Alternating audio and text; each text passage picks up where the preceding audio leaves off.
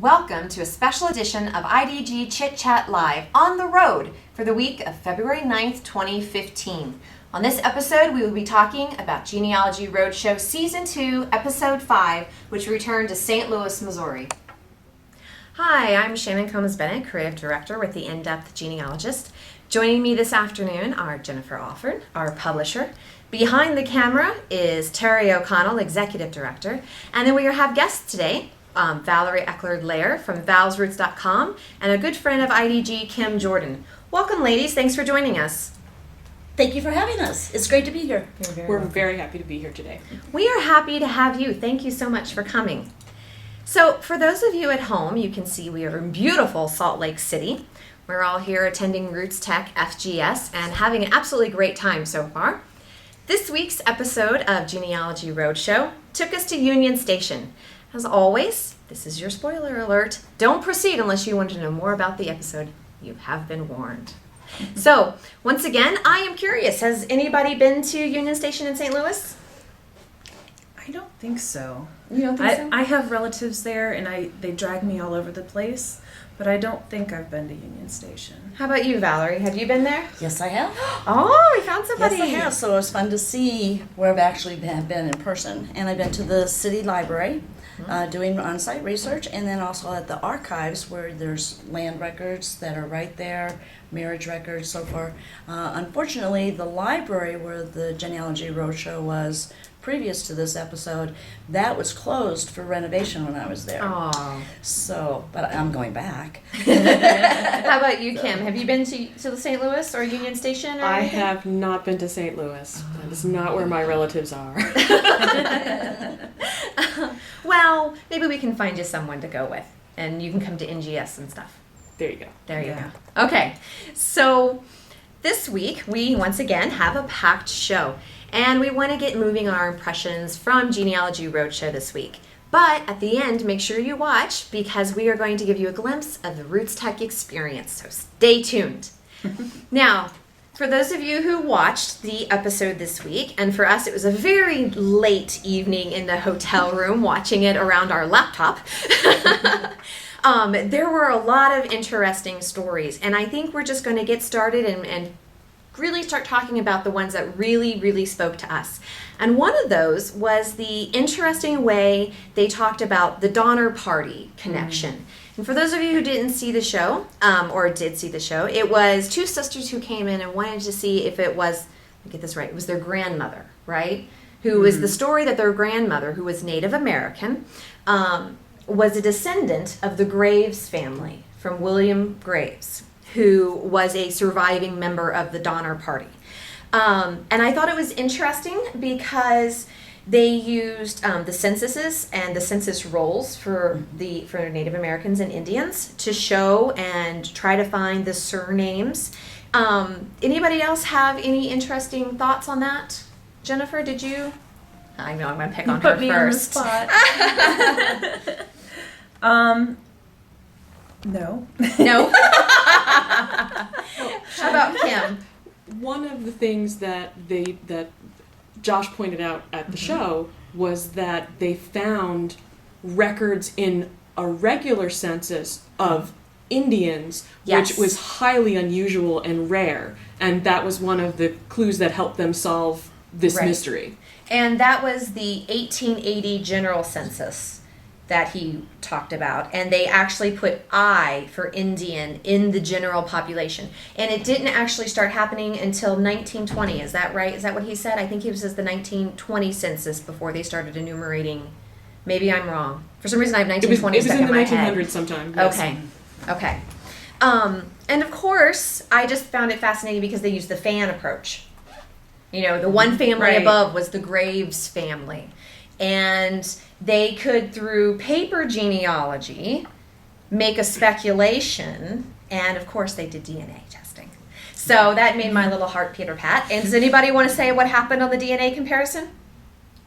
No. We know you do. Kim? Oh, we I know do? you do. Okay. Go ahead. DNA made it with family match. Really? So they tested descendants of the Donner Party survivor, and they matched the descendants. So it was confirmed through DNA where paper genealogy didn't work. I shouldn't say didn't work.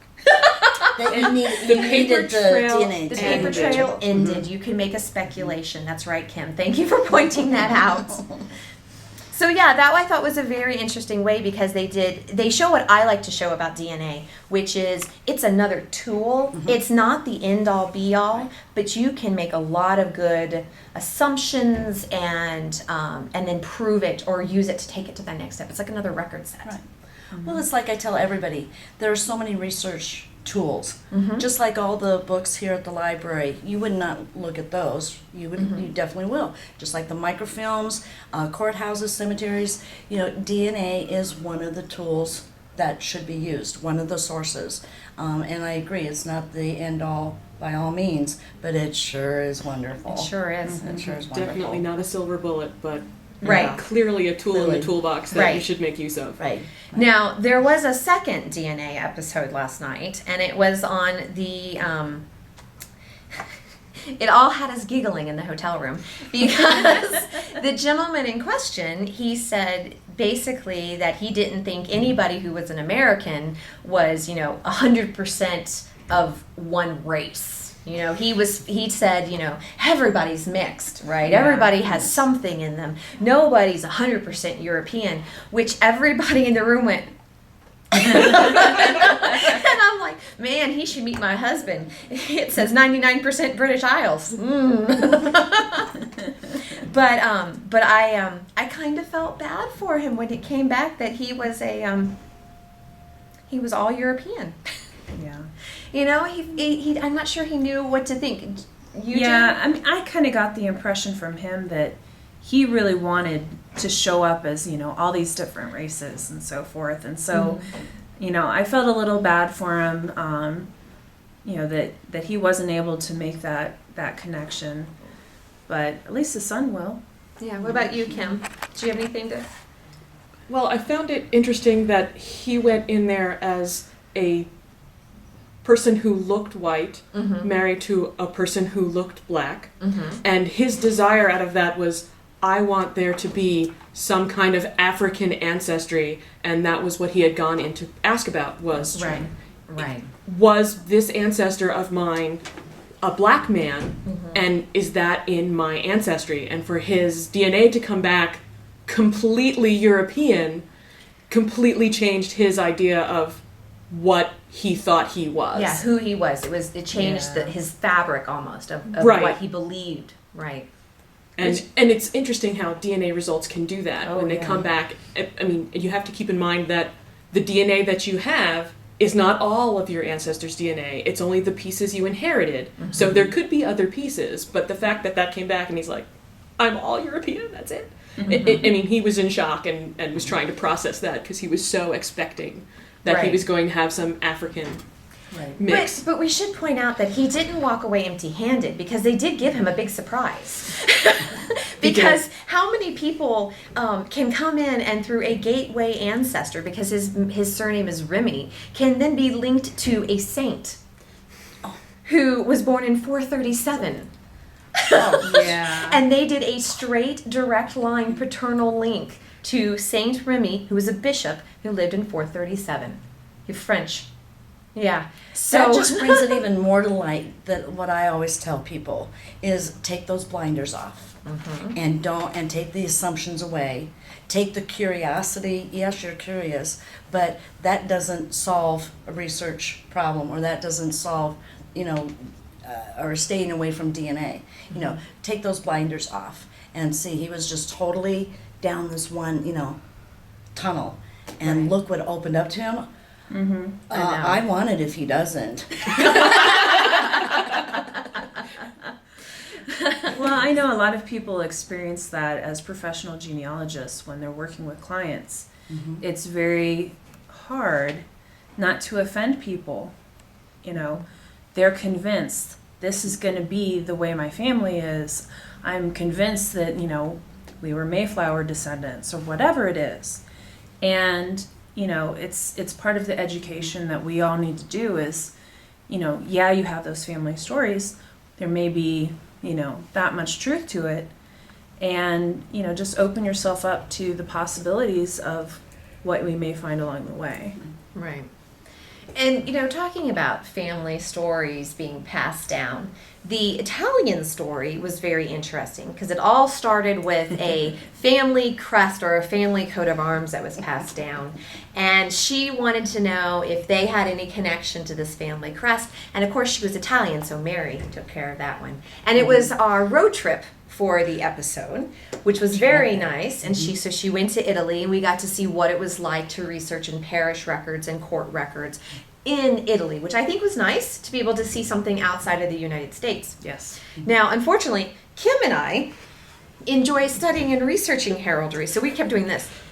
Through the entire opening scene and picking it apart about, well, you have to be careful because that doesn't show a baron, and luckily they pointed it out. They got that one. They got that one. They got that the crown, it should only have 4 pearls. It had 5. So I'm guessing that it was a marquis or a viscounty, but I'm not sure because I don't have my books with me.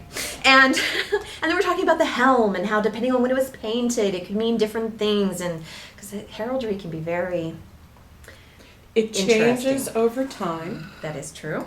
And it was different, not just in different time periods, but also in different countries. Yes. And, heraldry in England is not the same as heraldry in France. Or Italy. Or Italy.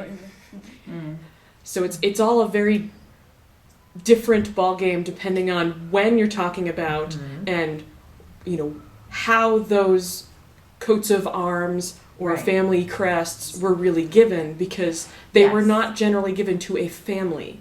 They were given to a specific person for a specific deed. And they belonged to that person and not an inheritance that the family then continued with over the years. They were for that person. I understand. So folks who are going on about, it's our family crest, it's like, well, no, it belonged to this guy who you're descended from, but it's his. Right. And the other thing that is interesting about heraldry and coats of arms is the UK. So, there's the Scotland has its own College, college, and so does England, and in the various, UK and British Isles. And they are the most strict with the rules and the regulations and the way things are inherited. And a lot of continental Europe is really lax. So I'm interested. I just actually got for Christmas a book on Sicilian heraldry and genealogy. And unfortunately, I have not been able to open it yet because I've been way too busy preparing for this and other stuff. But I want to go home now and flip through that because this family was from Sicily. And I want to see if I can find that coat of arms and see what the rules and the regulations were, because maybe there's something. I haven't really studied Italian heraldry. I know basic for continental Europe, but there could be something interesting there, because the rules were a little different. And I know in some countries they used heraldry as a way to earn money for the country. Yes. So you could purchase your heraldry. Oh, I see. At some point in time, it was the granted by the monarchs, and Right. you are extra cool, and therefore we will elevate you, and now Right. you're noble, and then those are the people who find those family histories of, hey, they made them noble, and now we know everybody from there. Right.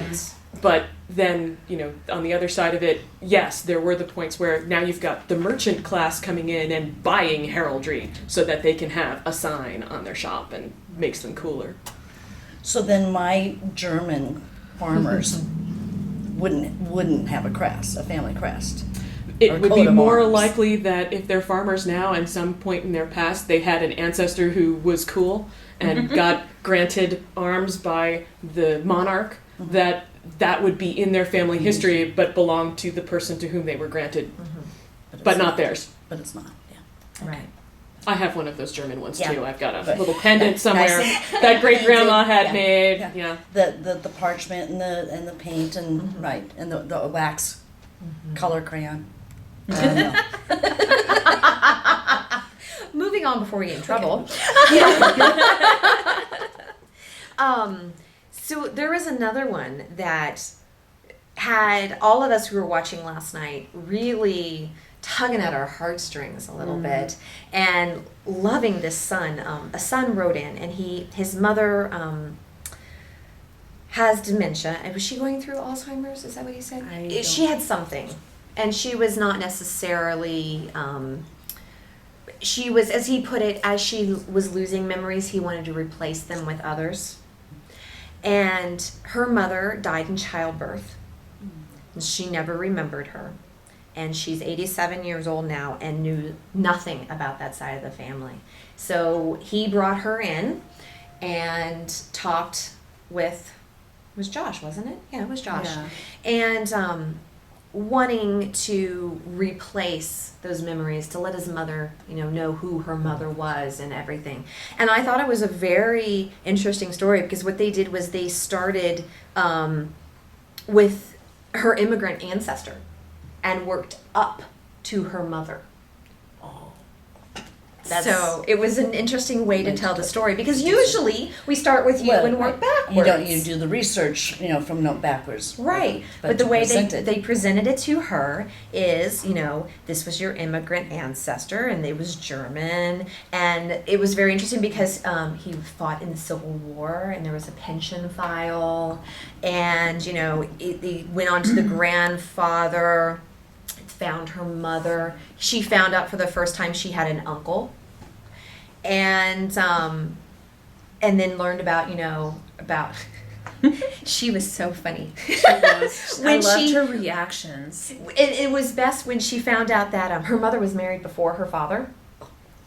And then they found the court records that showed that her mother walked out on her previous husband for her father, and she's like, "I'm okay with that." That sounds great with me.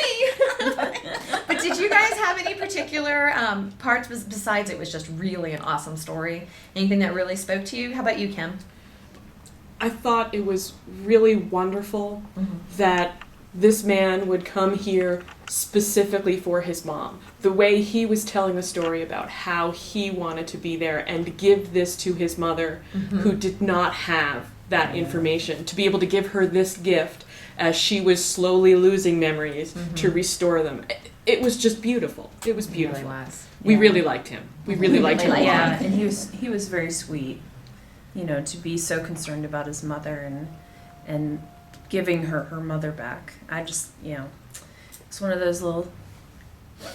We had the hankies out. Tears. Well, I'm a softie anyway. Right. But there were two stories of unknown mothers or unknown parentage. There was that one, and then the last story of the evening was a woman who knew that her mother was adopted.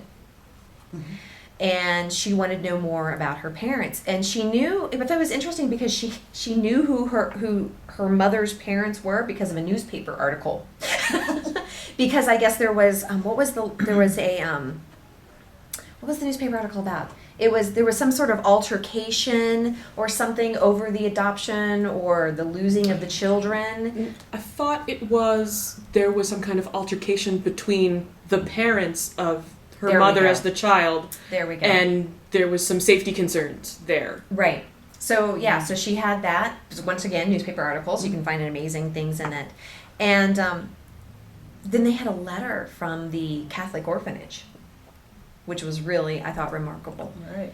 What else Jen, did you have anything in particular about that one? Because there was a lot of information given. Well, what was interesting was that the mother was in an asylum. Wasn't that right? Mm-hmm. And I think in that letter it had stated that the mother still wanted the child. And, so at least she knew that she was wanted even if the mother couldn't care for her. Mm-hmm. So I always like to hear that. That's always nice to know, though. Because so many people don't know why, they were given up for adoption or whatever. It's sometimes it's heartwarming to hear that, well, they did really want them, they just couldn't physically take care of them or mentally take care of them. Right. So, that's a difficult situation for anyone, but, to find that out and find that in the letter is pretty awesome. Mm-hmm. The other thing that I thought was really neat was they actually found footage from the orphanage in 1940 when her mother was there. and it was of the children playing on the playground, and pointed out to the woman that your mother is somewhere in this picture. These were her classmates and her friends, and I just thought that was how many Neat. people get to see a glimpse of their parents from that age, from that time. How about you, Kim? Did you find anything interesting that you thought I need to bring up? Because there was a lot of stuff there. Well, no, I was just thinking about the family footage, and I know that was one of the things that I was doing for my family for this Christmas was taking the old family footage that we have and converting it to a digital format to bring that out to the other family members so that I can share it that way. So the fact that they had film and they showed it there, that hit close to home for me of like, yes, that's an excellent way of sharing family history. That's great. Right. Wow. So that was the episode. And I mean, that was a lot of information for an hour. We were like, oh my God. And halfway through, but you know. We did take some pause breaks to get the angst out That's as right. we went through. That's right. so. That's the good thing about watching it, because I usually DVR it and I can pause it and go, oh my God. Yeah. But we are here in Salt Lake City and sitting in the Family History Library on the 3rd floor right now, if you guys are familiar with that conference room. And we wanted to talk to you a little bit about the experience we're having, about the library, about the town. And if you are here and you're watching this video, don't forget to visit us at booth 1533. So, Valerie, Yes, ma'am. I'm going to pick on you for a minute. Okay. Because you actually help people prepare for their research trips. Yes, to I do. the Family History Library. So, how much work is that? Lucky you. You don't want to know because Oh. you're not. No. Well, I've been coming here since 1989. Wow. And when my first trip was super successful, and I've put my own quote on the handouts that I would not have the success that I do had I not done the meticulous preparation. And it's been that way every year, and all the new students that I do bring, find at least one thing that, that to me is successful. So yeah, there is a preparation where you even, instead of bringing your whole bookshelves that I see that are behind you at home, you bring one, but you can bring several family names with you. And so I go through the process starting with, figuring out, well, who do I want to look up and where and what type of records. And then I explain about the Family History Library Catalog, the FHLC, because that is the tool you're going to use. Right. And how to put together that one binder with all those families, compact, so you're not bringing your whole office from home with you. So it's a 3-month course, Oh, wow. but I can condense it down to 3 hours. Or 5 minutes on the phone with me. Or 5 minutes. That's true. 5 minutes on the phone with Shannon. You what? But Shannon's special. Yeah. Yeah, well, But anyway. it's doable, and she, was able to have some things to look at. So I've been here since last Thursday doing the research, and I'll have a little bit more wrap up today. But I always go home with tons, and I'm just so excited. And I'm there. I'm willing to share that handout. It's like 22 pages PDF.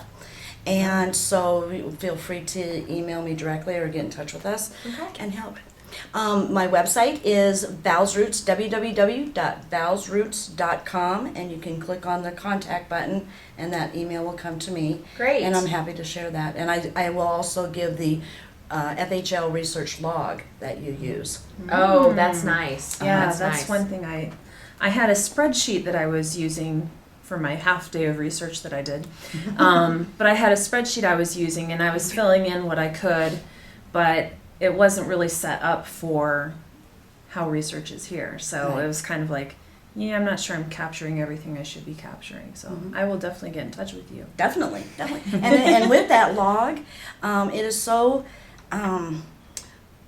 helpful and useful because you can take it back home, and your source citations are on there. You've already created them. They're there. You can add to it if you need to, and it works because even if you don't get to it right away, because we get back home and then life happens, Right. you have it all there. I logged in research from the library 2 years after I had been here, and it was as if I was just there. So, That's so fantastic. I'd be happy to help.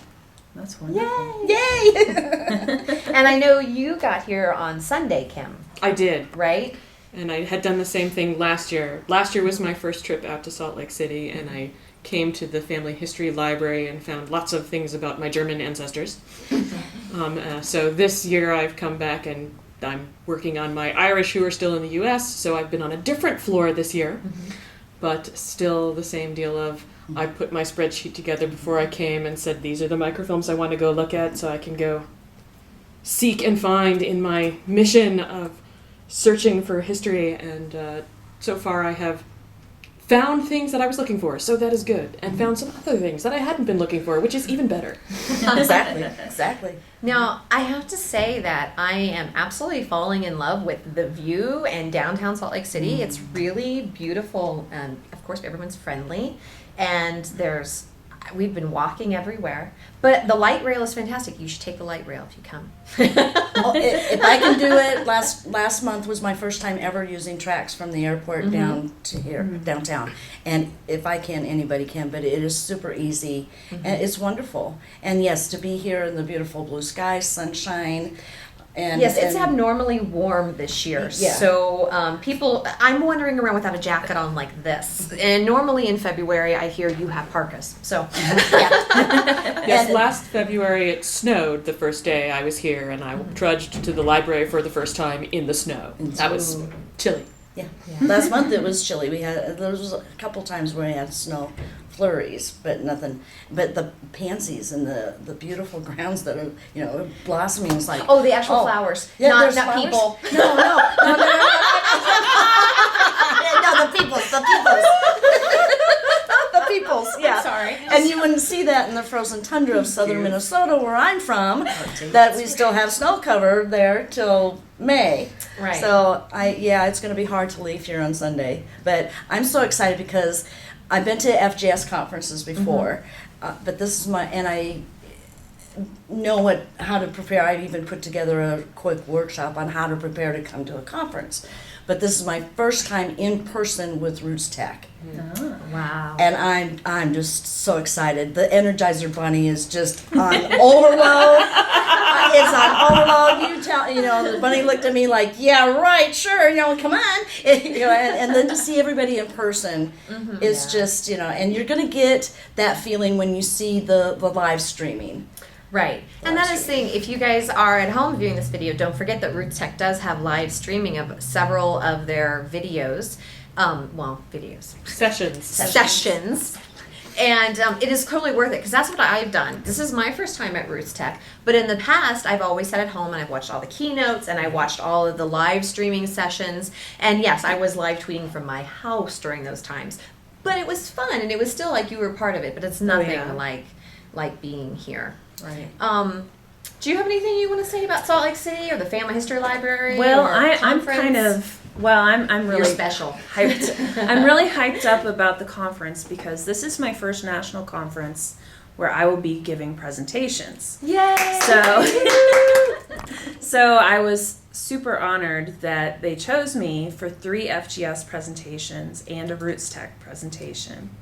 So that's been like my focus for the last month and a half is preparing for that and just, learning all I can about how to give good presentations and, just refining over and over and over.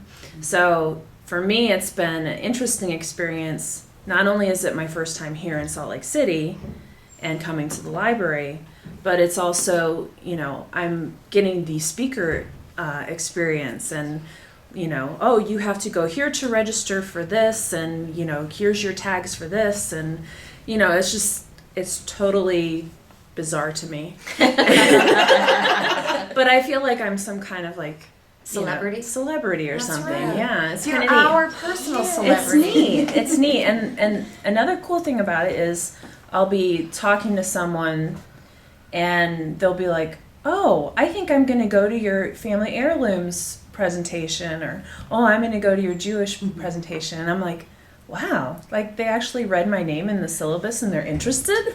Like, this is so cool. And then on top of it, we have people coming up to you. I've had this happen to me. You guys have maybe had this happen, where they see your name tag and they're like, I know your name. Yeah. Why do I know your name? Oh, I've read that, or I've seen you do something. And it's like, Oh, people know who I am. Oh no. I better behave myself. I better behave myself. Only act goofy in my hotel room behind closed doors. Nah. Good luck with that. Yeah. Well, does anybody have any other last comments on the conference, the library, the beautiful city behind us? Everything is just wonderful, and the people here at the library and all over, in Temple Square and all over town are super helpful. I never ever feel that you can't come here and not be safe. But it's a wonderful experience. I'm going to be starting my blog. It's official, and talk about that experience. Oh, great. And I've already got some stuff to start putting on that, but it's going to be nice, and we're just going to have a ball spending Valentine's Day with Donny Osmond. Oh my god. Oh my god. Sorry, I'm sorry, I had to bring that up. I'm too young for Donnie. I don't understand. But my roommate, who is behind the camera, and the people next to me have been talking about Donnie Osmond. Yes. Oh, yes, we have. Yes. How about you, Kim? Do you have anything else you want to add? Besides Donnie? Sorry, Terry. Well, I came back. Last year was my first Roots Tech, so the fact that I came back's got to be a good sign, right? That's right. And so far it's been fun, because one of the things that I've enjoyed about the conferences here is that people that you see out on social media, Twitter, blogs, Facebook, all over the place, you get to actually meet them in person. If you can figure out who they are, because they're not all wearing the big tag that says, this is my Twitter handle and this is my Facebook page. I'm like, oh, you're so-and-so. So they're not doing that. But, we try. But it's great to be able to connect with those people in person, as opposed to just having them be letters on a screen far away. Right. What Exactly. what have you For thought sure. of the Innovator Summit so far? I know it's only been a half a day, but well, we were both at the opening session, and then we actually sat together for the last two sessions and lunch and everything. So. Yeah, so I attended the Innovator Summit last year as well, because professionally I'm a software developer, so I find, tech stuff cool. So to me, going to the Innovator Summit to just listen to the ideas about software challenges and new ideas in the software horizons for applying to something that I really enjoy, my genealogy hobby, is an excellent, way to bridge those two worlds. So I find it very entertaining as well as informative. That's right. Well, I found the presentations done by the finalists for the Innovator Challenge very interesting, and it's interesting to see kind of the direction that a lot of these startup businesses are going. There's very much a focus on the stories, which we saw last year, but there's also a kind of a different focus sometimes with. I spoke with some guys who are from Legacy Stories, and they're actually trying to partner with retirement homes and facilities like that to encourage their staff to actually record interviews with their residents and build up that family history for the family, even if they're not able to do it themselves. So it's pretty cool, just the different ideas that are coming around. Well, thanks for telling us all about that, because I know I didn't get to go to the Innovator Summit. Yeah. I was setting up a booth. Well, and I greatly appreciate that. I'm totally I felt bad that teasing. you guys went and set the whole thing up without me. We had nothing else to do. Okay. It's okay. It was very easy. I was happy to get it done, so I don't have to worry about it. Yes. But it looks like our time today is up. We wanted to we've gone over our normal length, but we had a lot of Roots Tech stuff to talk about. So It was a special. that's right, special it's a occasion. special occasion. And I wanted to thank you ladies for joining us. I really appreciate it, Valerie and Kim. And hopefully you'll be back when we were at home doing it on Google Hangouts. We definitely will. Thank you for having us. Copious free time. In copious free time, that's right. Get me some for Christmas. Yeah. So remember that we love hearing from you. So drop us a line in the comments below, visit our Facebook page, or like us on Twitter. Send us an email at editor@theinDepthGenealogist.com. And on that note, have a great day and remember to go in depth with all of your ancestors. Bye.